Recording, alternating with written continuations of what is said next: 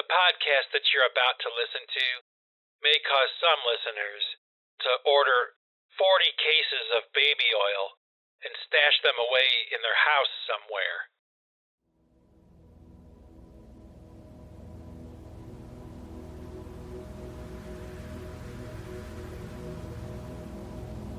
Well, hey there, happy innovators. How are you all doing today? I hope that you're doing well. I'm doing pretty good. You know, about a month ago, I was in the market for a short sleeve button-up shirt. And I found one on Amazon.com, some website that was selling clothing. And it was like $20, like a good price. So I went ahead and I ordered it. Now, when the shirt came, and it came very quickly, and for $20, but the shirt was a piece of crap, okay? I mean, it was like the crappiest material. The stitches were all messed up and goofy. The buttons and everything were kind of effed up a little bit. And I was kind of like shocked that it was so bad. So, my wife and I were talking about it, and we were, looking up things on the internet about this particular problem of ordering a piece of clothing and then having it be like, substandard. And it turns out that this is actually a rather large-scale problem nowadays with clothing. And both my wife and myself, had never even heard of this or thought about it or whatever, because we don't spend a lot of our time, following fashion or thinking about that kind of stuff. It's like when we need something, we buy it, and that's how it goes. You know what I mean? So we actually started to do a little bit of a deep dive into this. And basically what I found out was something that I really wanted to talk about. And it's this idea called fast fashion, okay? And the irony being that the band Depeche Mode, that's what their name means. Depeche Mode is French for fast fashion, okay?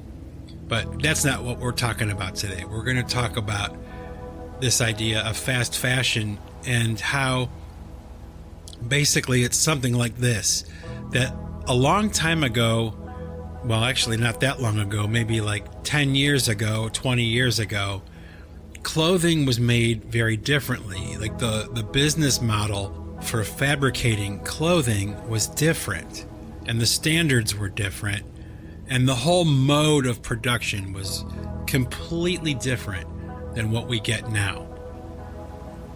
And over the years, I've bought new clothes, and I've also gone to thrift stores and I've bought old clothes as well.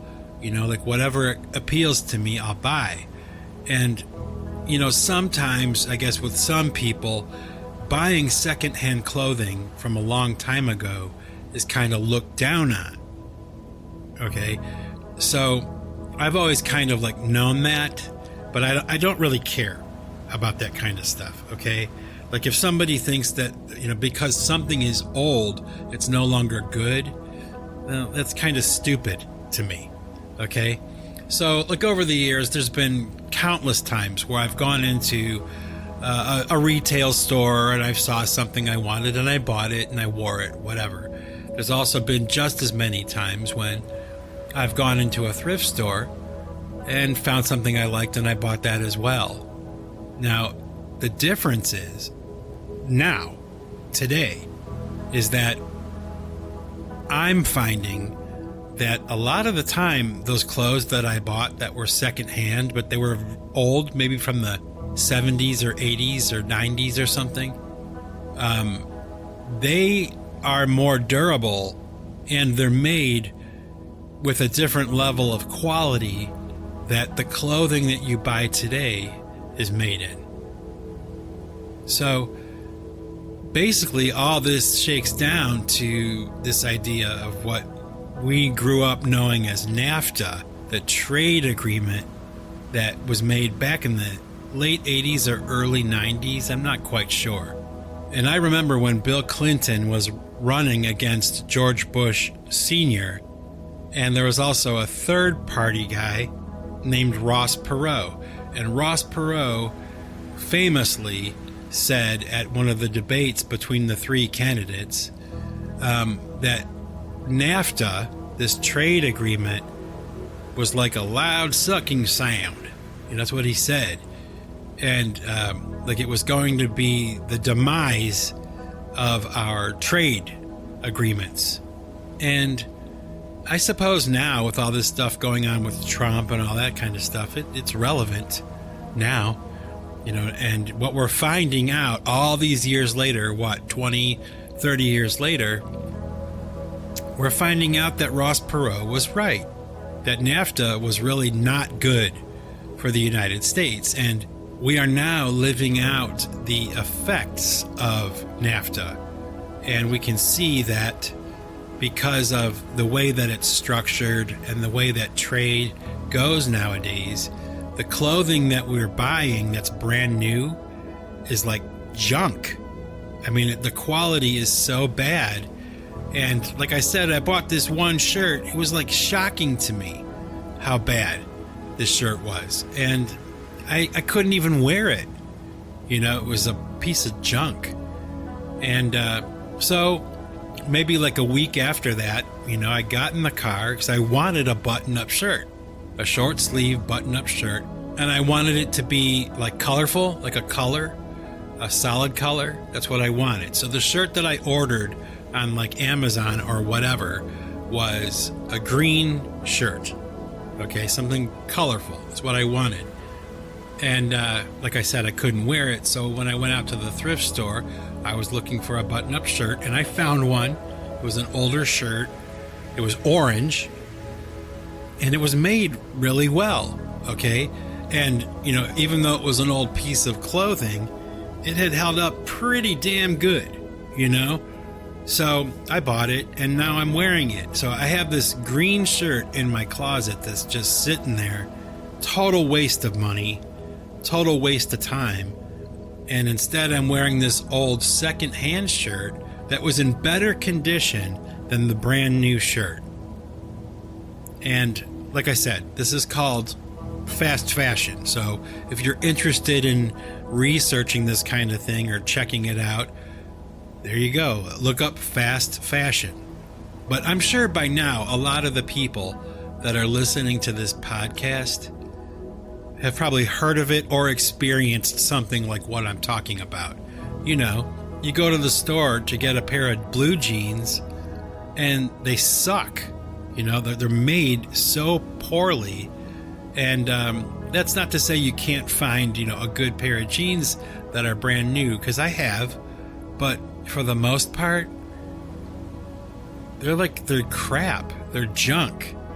And, it's not just with clothing. It's with a lot of other things that are available to be purchased nowadays. There's a lot of really crappy, construction, crappy designs, things that are not put together well.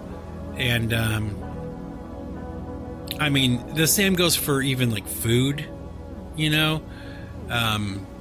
over the years, I'm sure all of you know what I'm talking about. Like the quality of the food is gone like right in the toilet. Like it is so bad sometimes. Like if you want to find something that's good and healthy to eat, you have to kind of like hunt for it. You have to look for it. You have to find it because it's not readily available all the time. So a lot of the time, like for me, finding good, healthy food is something I have to actively do. Now, it's like if I want to find good clothing, for the most part, I'm pretty much going to have to do the same thing. And I'm going to have to rely on thrift stores, secondhand stores, to buy clothing that's of good quality. Isn't that strange? I think it's strange that something that is brand new, okay, is made so poorly, constructed, put together so poorly, that it's unwearable. It's awful, And yeah, they got my $20, okay? I guess that was the mission on their end, right? Was to get the money for this piece of crap shirt. But I'll never buy from them again, you know? And apparently, you know, I'm not the only person who's thinking this way. So I'm sure you probably know what I mean. And if you don't, like I said, go check it out. The term is fast fashion. Look it up. There's a lot of people talking about it now because something has got to change on that front. And hopefully it will. You know, there seems to be a lot of change in the air these days with different trade agreements and all that kind of stuff. Maybe when all of it shakes down, we'll be able to buy clothing that's, you know, of good quality. But it's also like a fair price, too, you know? Anyway, have you guys ever checked out any of that AI artwork that's available online and stuff? You can see it like in videos and all kinds of still images or whatever, these images that are conjured up by AI. And, you know, I have, and I've noticed, I don't know if you have, but I've noticed that a lot of the images are weird. You know, there's like something about AI artwork that's a little creepy. You know, it's like, it could be a picture of like a unicorn or a picture of a, you know, an old couple, you know, drinking coffee, but there's something about the image that's not quite right. It's a little bit creepy. And I've been noticing this a lot. I have been looking at these images, watching these videos, and I'm trying to pinpoint, like, what is it about this artwork that is so weird? It's like a darkness to it, even though it's like something that's supposed to be pleasant, you know? And I've come up with a hypothesis that I think I want to kind of express here to see if anybody else is thinking the same way that I am. But basically, my thoughts go something like this: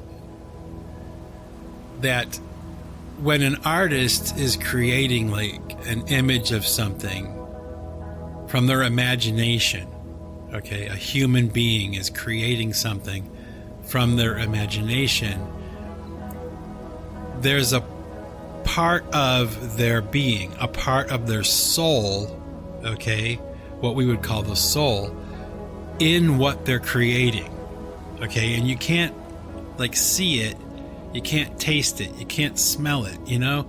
It's just something that's in the image that they make.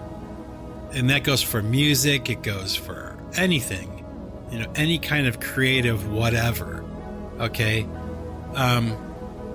And my hypothesis is basically that because AI does not have a soul, okay, that when you look at the images that they generate, they're soulless.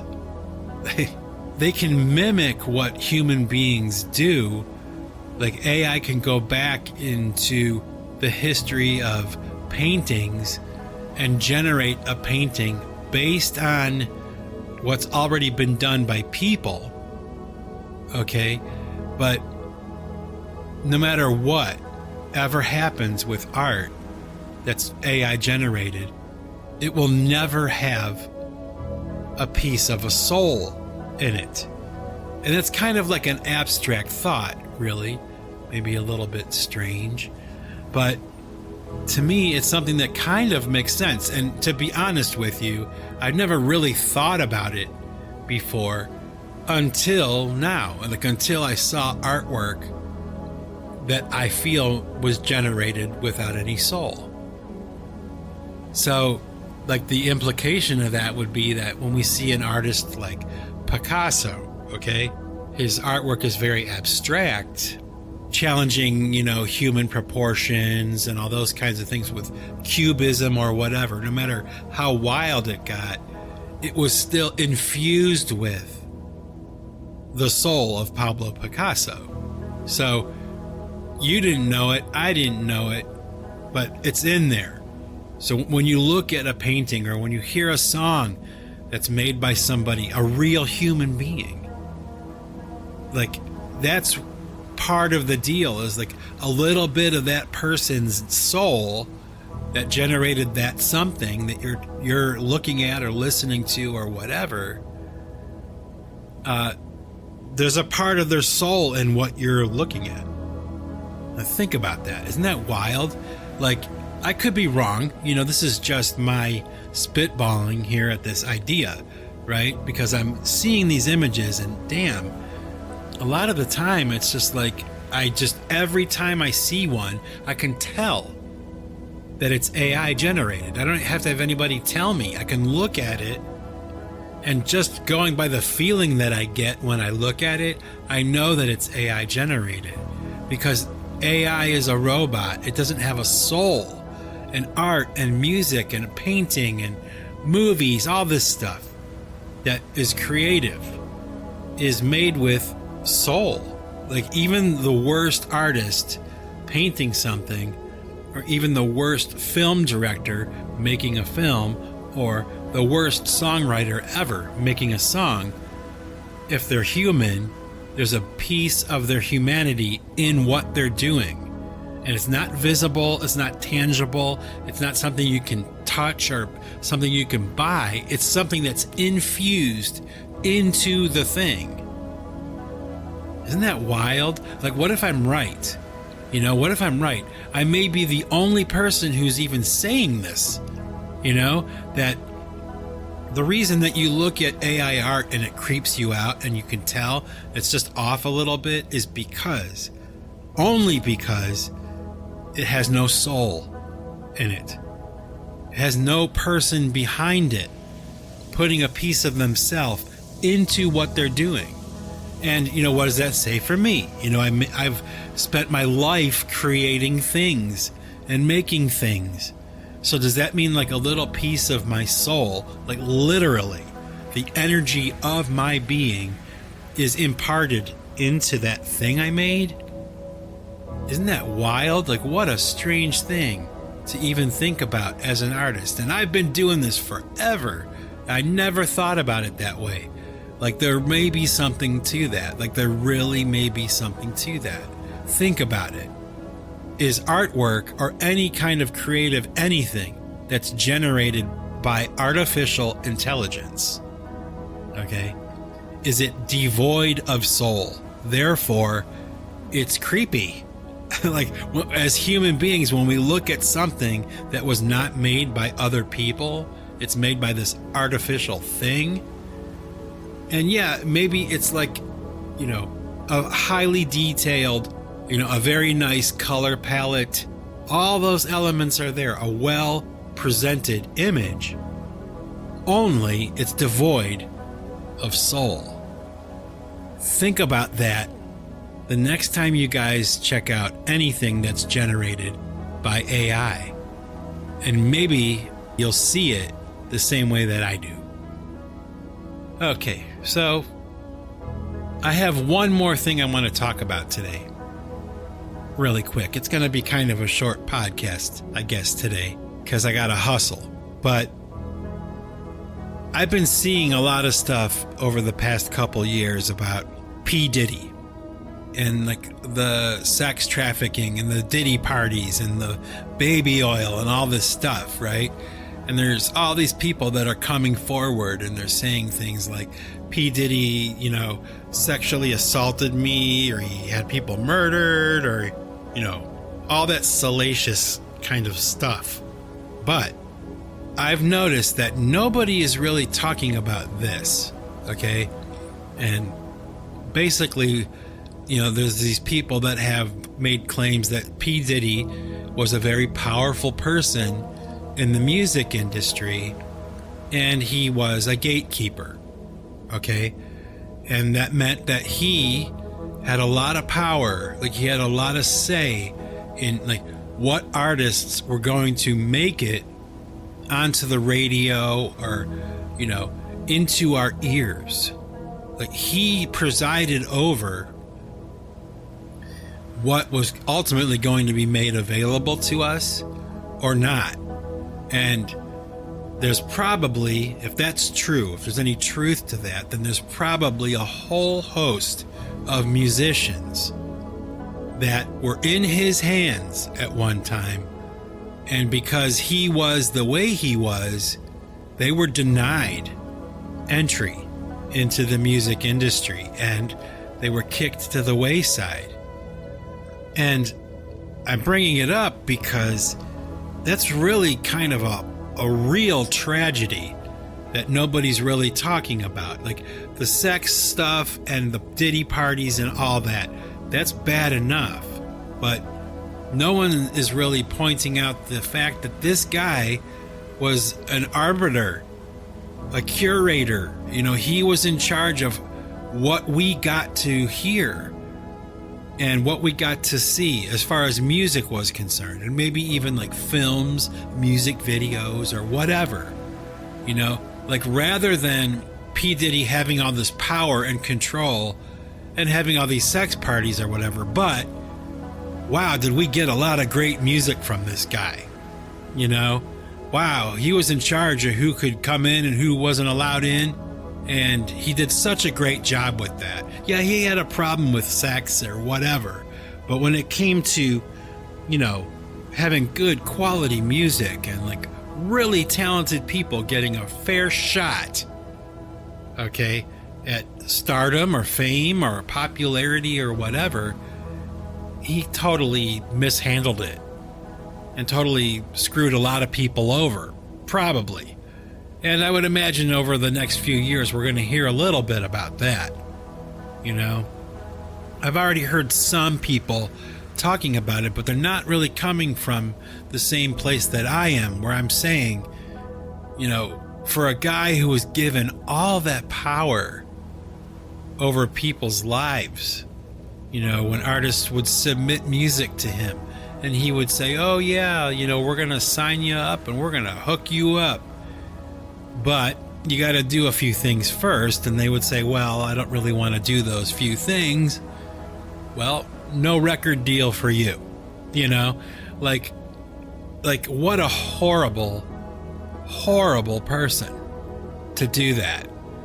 You know, whatever his sexual proclivities are, whatever, that's him. Okay.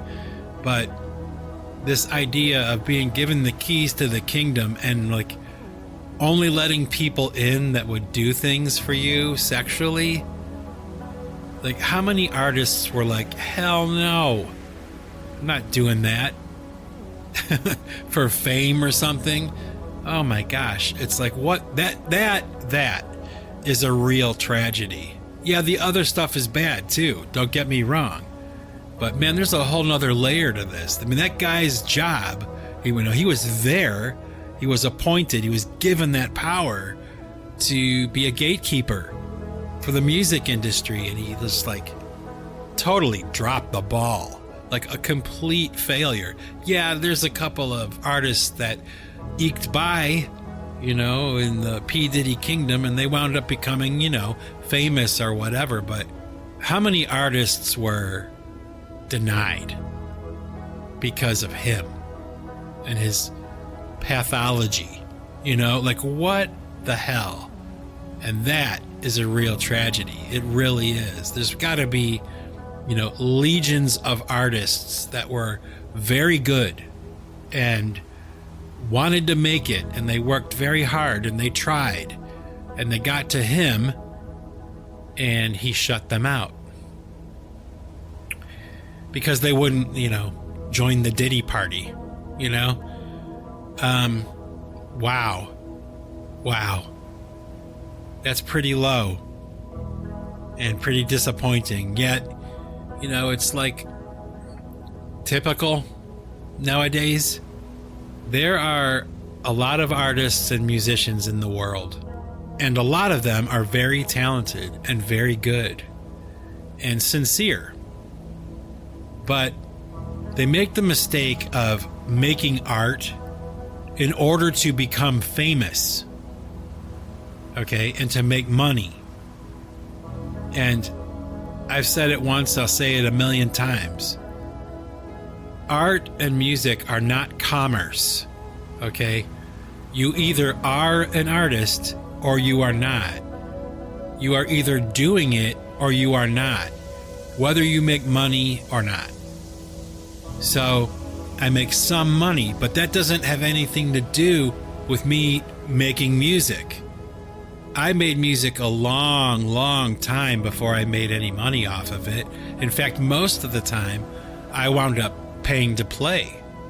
That's how it worked. But I did it because the art was what was important to me, not the money, not the fame. So, like I said, if you are an artist or a creator in some way, and you're doing it because you have these hopes, these high hopes of making a lot of money or becoming very famous, then you're already off to a bad start.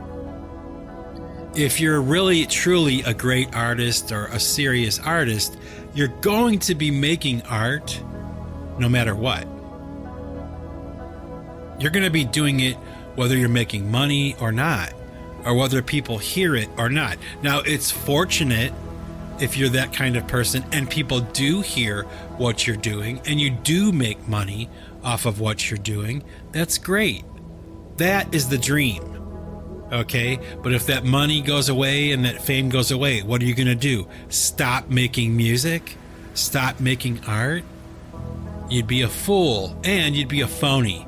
Because as far as I'm concerned, if you're going to be doing this art thing, you're going to be serious about it, then you're never going to stop, regardless of money or fame or P. Diddy or anything. The only thing that will stop you will be death. It's a job you don't retire from. It's a state of being. So, yeah, that's how I feel. That's really how I feel. I hear so many artists talking about this idea of I was making money and I got this and I got that and then I lost it all. It was over. You know, really? It was over? You mean you didn't just keep going like, you know, before you made any money? It's so silly and stupid. Music and art are not commerce. Okay? Make the art, make the music. And if money comes, great. If money goes, great. But keep going.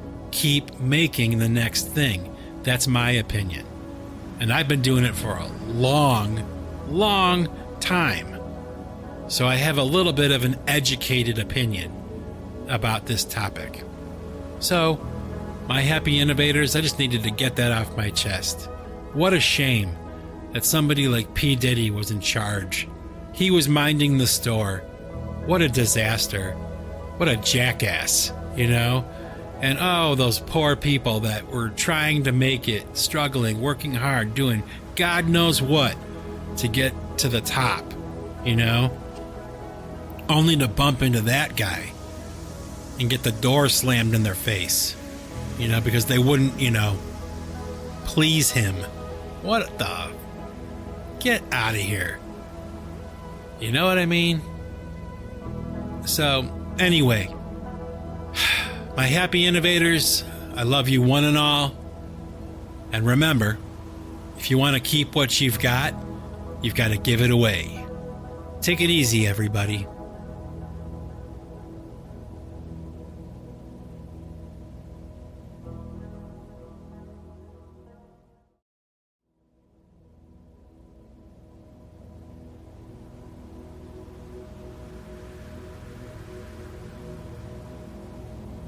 Okay, happy innovators, for all of you that were gracious enough and generous enough with your time to hang around to the end of the podcast to hear some music, I've got a song for you today I'm going to share, and it's a song called I Know You.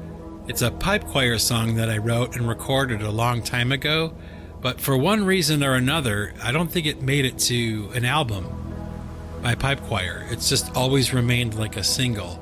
So I'm going to have to probably remedy that. But a lot of people like the song, and I'm going to share it with you here. So without further ado, here we go. Pipe Choir's I Know You. Check it out. Peace out, everybody. Have fun, stay safe, and I'll see you on the next one.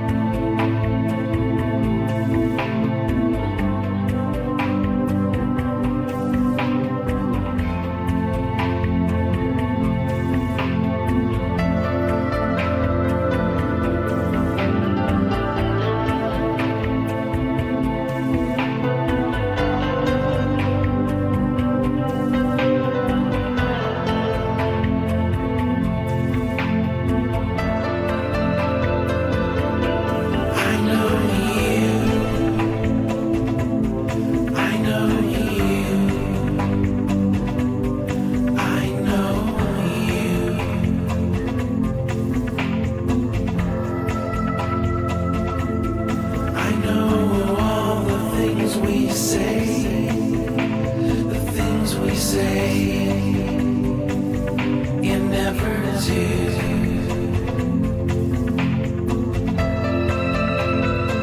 The words that you say, the words I say, are just words we say.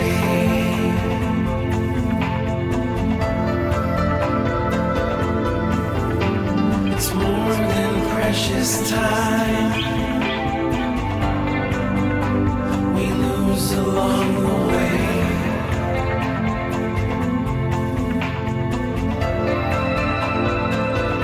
And you say you would